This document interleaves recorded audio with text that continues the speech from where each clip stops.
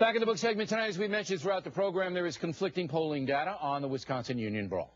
So joining us now from Washington to try to sort it all out, Whit Ayres, a Republican pollster, and from New York, Doug Schoen, a Democratic pollster. So Doug, Gallup says most Americans don't want to destroy the unions, but Rasmussen has Governor Walker ahead by 10 points. What gives? Well, Bill, depends how you ask the question and what you focus on.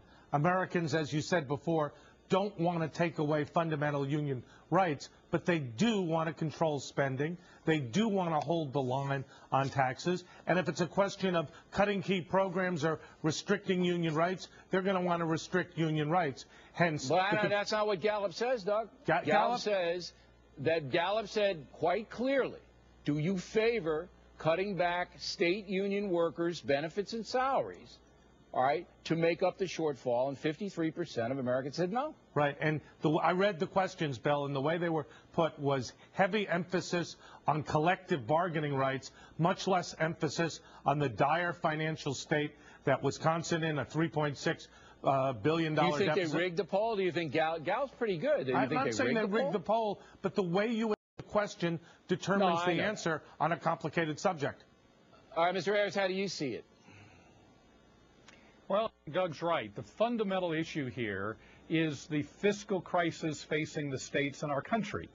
If you ask a question about whether our problems are fundamentally driven by too much spending or too little revenue, by 3 to 1, Americans think our problems are driven by too much spending. Even Democratic voters think spending is the problem. So the challenge, if we're not going to go the way of Greece, is to get a handle on spending, and one of the ways you do that is controlling the pay and benefit packages of public employees.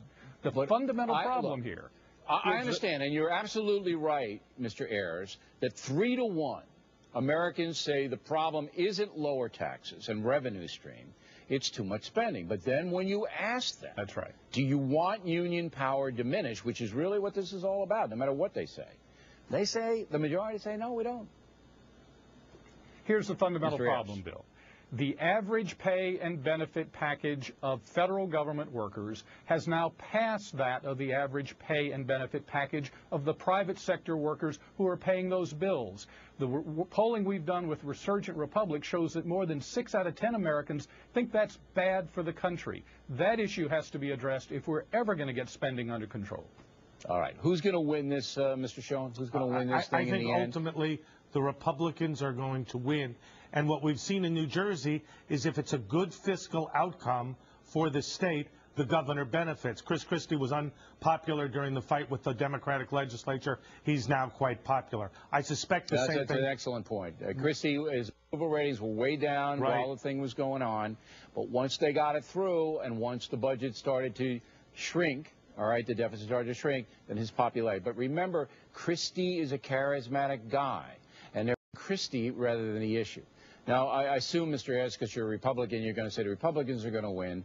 But I still think that the Democrats are counting big on the working class supporting them in the next election. First of all, Bill, I think Doug Schoen is a very smart man, so I agree with him on that. But the key here is that most voters are more grown up than we give them credit for. They understand our fiscal problems, and they understand we've got to make some cuts in order to be responsible. All right, guys. Thanks very much.